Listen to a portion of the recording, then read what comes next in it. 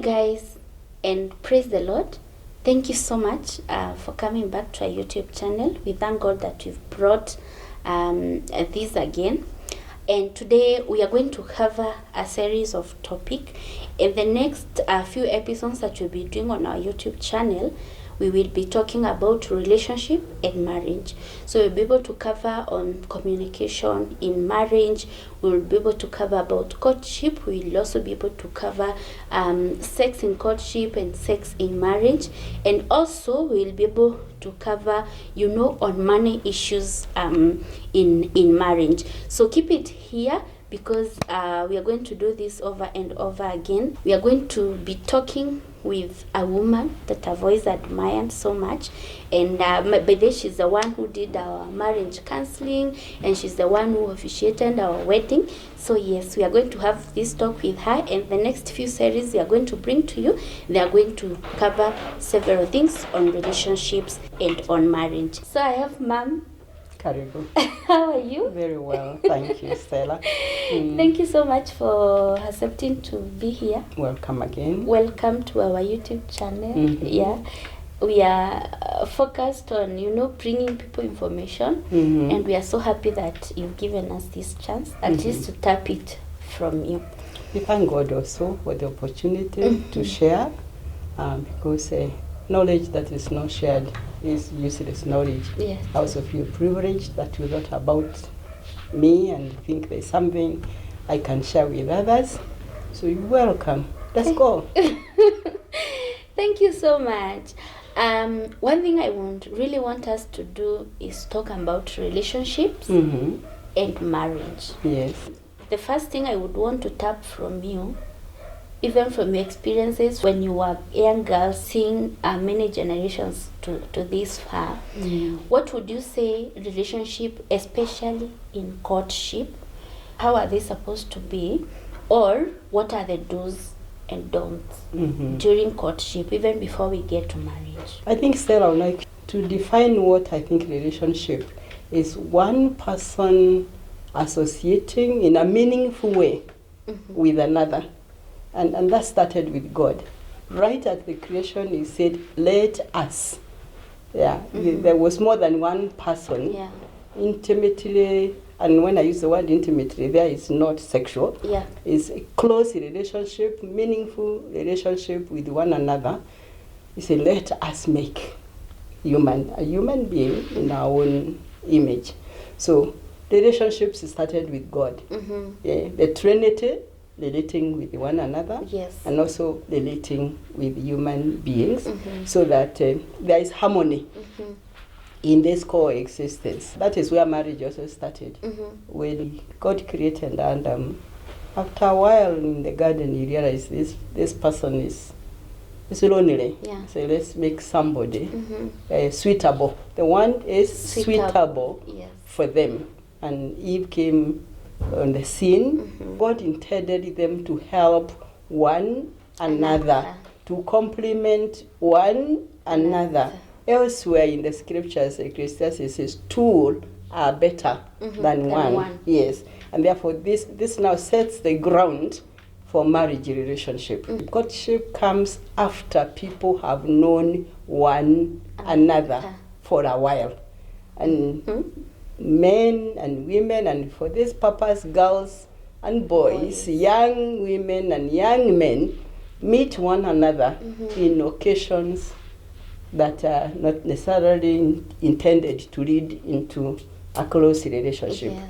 They're in a party, they're in a wedding, they are in school together or college together.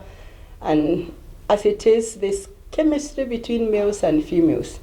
From every possible gathering that learn to know the people of the opposite sex without commitment, until you get to a point where you now get somebody you are interested with, to whom you want to get into marriage with.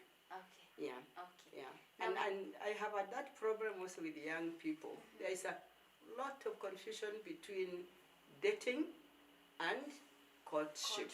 Yes. Yeah. Yes. That needs to be sorted out and separated. In the courtship, what do I expect in the courtship? Mm-hmm. How should I behave? You know? Yes. Yeah, I think courtship is that period in the relationship between two people intending to get married when they want now to know one another. I am assuming by this time they are also known by the parents. The intention to get married is known by friends, by parents. They simply now want to know a little bit more of each other before they finally commit themselves. I tell young people, like I think I told you, it's better to have a broken engagement than a miserable marriage or a divorce. So this is a time for now to narrow down to the two of us. Yeah. What are your expectations in marriage? So they should find out one's expectation, each other's expectation in marriage. Many marriages are breaking down today, Stella, because people's expectations are not being met. Yeah. I expected this person to be this, they are this. I expected her to be this way, they are that way. So they should be very clear to each other what they expect from one another in marriage. And speak about it openly. Yeah. Like what? Now, like what am I? So I am having this guy in courtship. Whether I want to marry him, I want those details of now what do I know about him before I get married? Yeah. My question is interesting because I would want to ask you, Stella, imagine you are a young girl. Let's take an example. Imagine you are not married. If you wanted to get married, what would you want to have from a husband? I'm throwing the question back to you. To me, yes. I would want to know if so many things, and one of them is what they do for life. Yes. What are their interests in life? Yes. Like what? I think that is knowing the person. By this time, before you get into courtship, you've known all that. Yes. You've known that person and you're willing to now commit to that person. I'm thinking of things like expectation. God allowing us would like to have children. Okay? Because there are people who get married and they don't want to raise a family. Yes. So if one person expects to raise a family, the other one does not, conflict comes in. And that's a major conflict. I would expect a man who is a protector as a woman, who will take care of me and the children. And you need to ask questions. What do you mean by taking care? Yes, that's what I was just about to ask. Because maybe for me, taking care means if I want to go to salon 2 times in a week, he should be able to do that. If I want to drive a car tomorrow, a rent car, he should be able to, what taking care. What does that expectation is going to talk about it. Yes. So that this man knows that if I marry this girl, I should have money for a salon twice a week. I should be able to get the state of the car that is really the most modern car on the streets. If I can't, then I'm marrying trouble. It doesn't matter how beautiful she is. It doesn't matter what other qualities I have. If she will not compromise that, then let me not cheat myself that I marry her today and tomorrow a miracle will come. Money will rain from heaven and I'll be able to meet her financial demands. Yes. I think you're the one person who ever told us, and you actually keep saying this, it's so hard to know someone.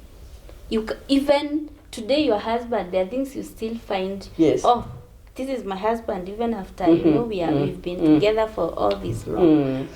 I find a lot of pretense in relationship that you can't really know the exact person until you're married to them, and this is when true colors start coming out.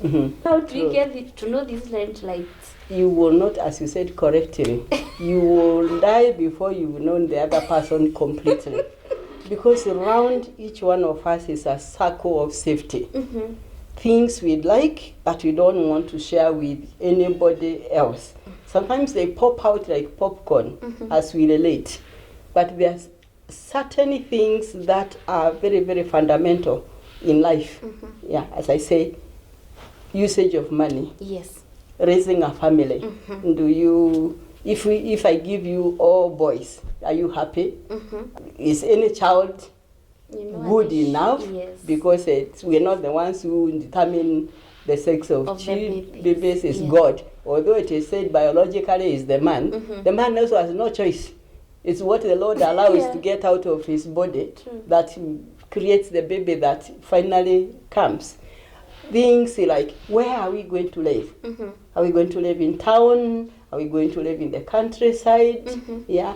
If I develop in my career, what would you want me not to do? What would I do that would disappoint you as a career woman or as a career man? Yeah. Those things that are which I call expectations. Every one of us has expectations in marriage. True. You want even to become, well, not really a very good expression, a devil's advocate, but nevertheless it's used in our language, in speaking with one another.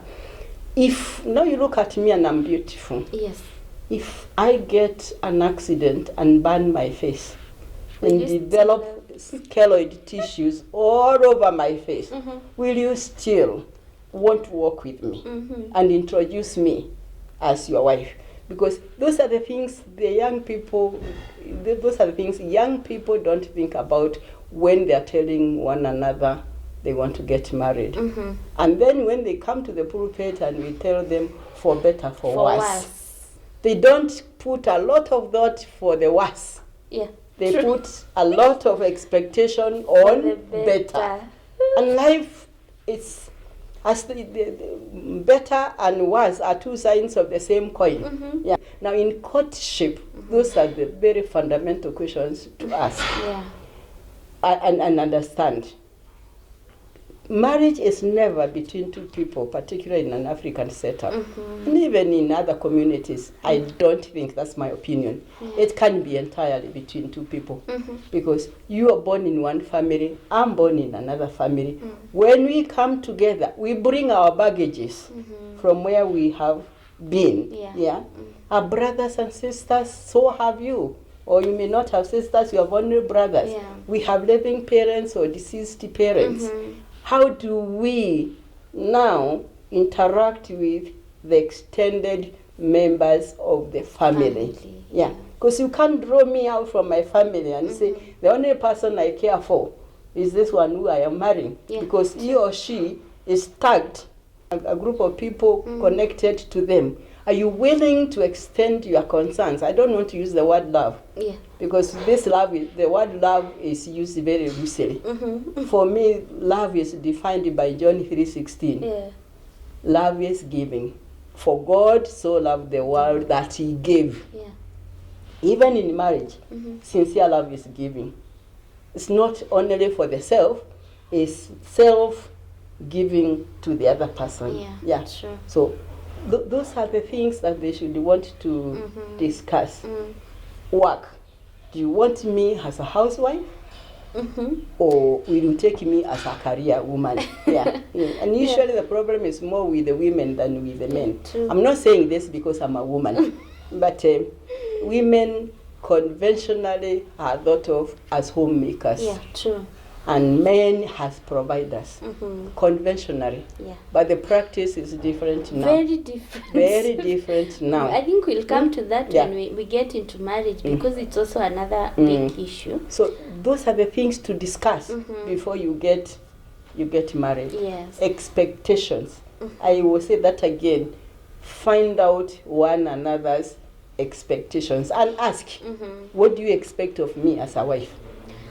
What do you expect of me as a husband? Yes. And the other question I wanted to ask you, now that we've talked about expectations and things that we should talk with in this relationship. So I want to be so real. Now let's leave expectation and these things. It's courtship. How much time should I spend with this man? And where should we spend this time with him so that we have all this time, you know, to talk about this? Yeah, thank you, Yes. Sarah. That's $1 million question about time, Yeah. and particular about time, where can it be sorted out. And I think about time because this has become a very fast world, and people are ever talking about not having time. But we considering something, ironically, that will run for one's lifetime. Yes. For as long as you live. So, like money, time is a commodity that is never enough. So it needs to be budgeted for.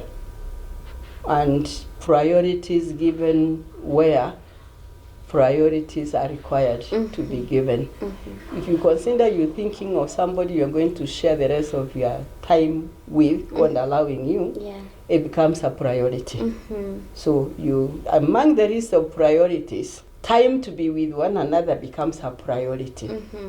But in that priority, then you also decide what is important that we should discuss now, because it cannot wait tomorrow. It is important, it's urgent, it gets the priority of time. It's important, but it's not urgent. We can discuss it when we have time. And that will depend on an individual within a couple. Yes. For me, I need to know whether if my brother comes home, it's going to be a problem or not. Yes. Yeah. Because I have lived with my brother all my life. And although there is living and cleaving, then I need to know what time do I give to this, or what the feelings and expectations of the other person is. Yeah.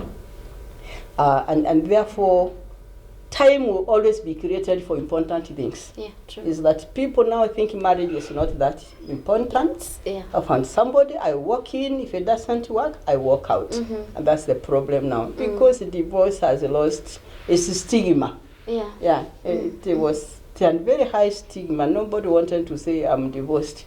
These people, today people say I'm so-and-so and single, or so-and-so divorced. Yeah. The institution of marriage is losing the seriousness that it was held with in the previous times. So time will always be there. Time will always be there. Wouldn't you have time if you were sick to go to see a doctor? Yes. It is for me, it's as important as that. Because this is somebody you're going to live with, as we say, all your life. Yes. We are in the era of social media. You mentioned that during your time you didn't have WhatsApp. Yes. Today, I know you're on WhatsApp. I actually send you messages on WhatsApp. Yes. Being there on Facebook. People are even meeting on Facebook. Yes. You don't know this person at all. You see, now we go back to the relationship where you have to spend time. Maybe you have a church group, you have a school, you know, where you are going. This time people are spending time on Facebook and you are meeting them on Facebook. And on the issue of time, texting, you know, like we are solving issues on phone, you know, we don't have this time to sit down and talk about this. So it's like umenikasirisha, unamtumia, or you know, there are even emojis, the one that is crying, unamtumia. How do you go about this so that we also, because I think this has become a challenge, that's why you find relationships are not even warm. And people are even marrying the wrong people because you don't know the tempers of this person. That's why I asked you the question of how much time should I spend with this person physically, number one, and number two, where should we even spend it? Because you've spent so much with someone on Facebook and on text, and the next time you are meeting them, their number one expectation is I will go intimate with. You know, these are people who are not born again. It's not necessarily that they are born again, the ones that we are speaking to right now. So the next time you know I'm meeting someone, I'm going to be intimate with them because there's a text, there's a chat that we had that, you know, and intentions. So how do we go about this day and age, especially comparing it with long time ago when, you know, these things had not come in? And you see, you are also dealing with couples of this age. The challenge still, as I said, is that we must move with the time. We cannot push the clock back. Yeah, we're here at this time. We must now learn how to interact with what we have and the means of communication. As you said earlier on, there were not even mobile phones. So if I needed to talk to a friend, I needed to walk and see them face to face. Yeah. And therefore I had the advantage of not only hearing what they are saying, but also understanding their body language.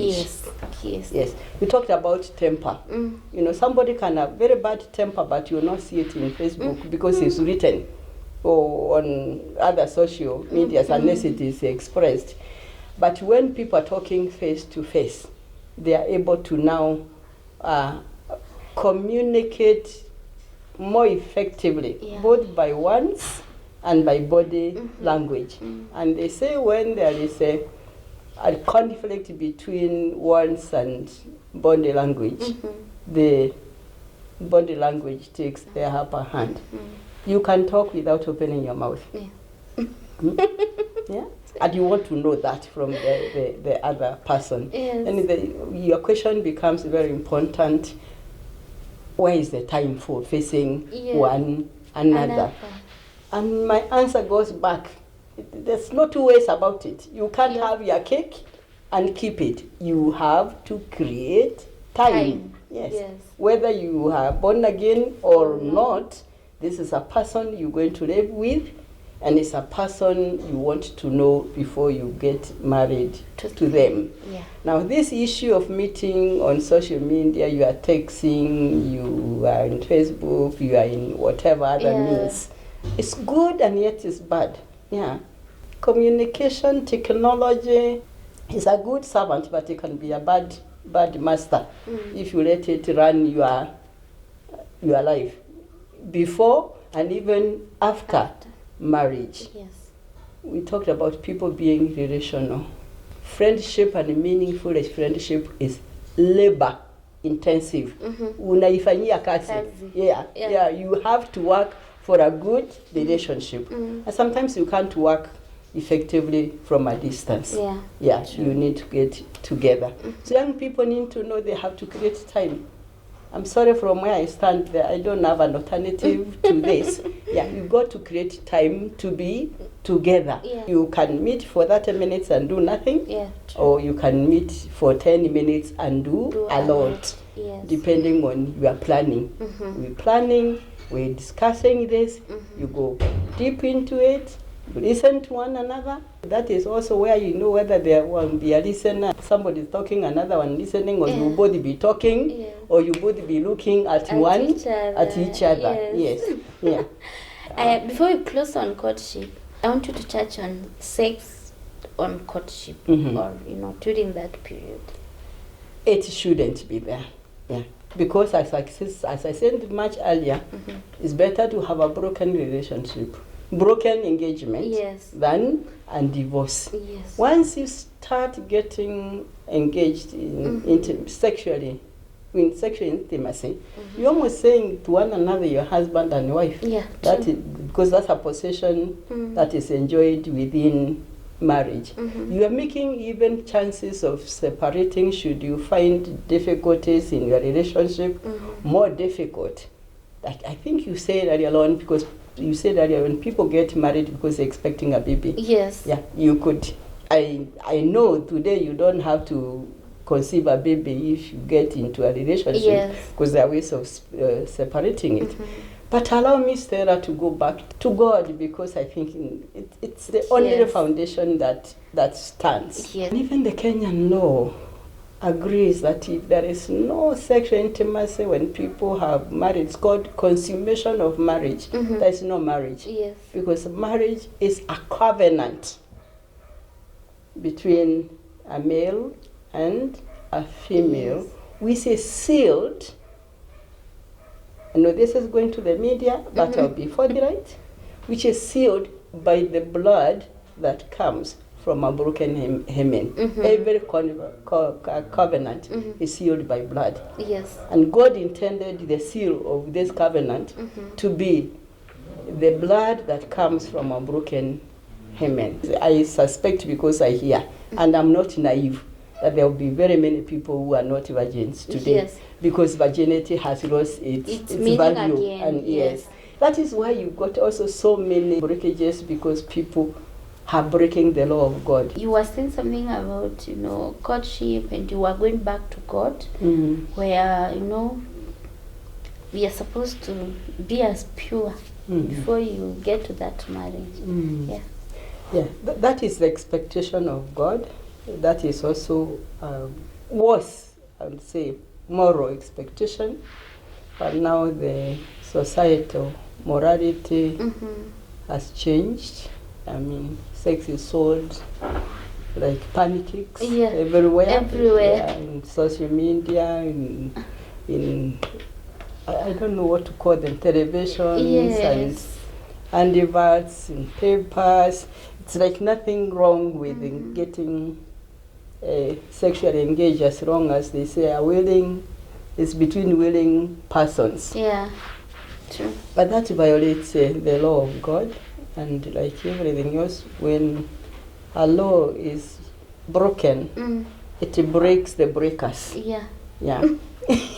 Sorry to put it that way. True. And therefore, when people now feel in courtship that there is sufficient reason to part, one thing holds them together: the sexual intimacy they have engaged in, and possibly a baby on the way. Yes. So because they want to give this baby a home, they get married.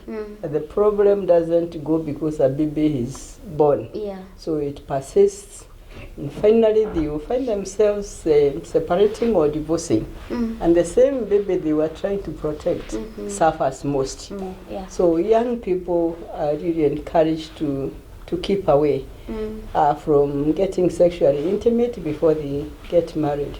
Then that also may not hold a lot of water today. But girls used to be frowned in my years of development, where you say you don't want another man to know you as deeply as the man you marry.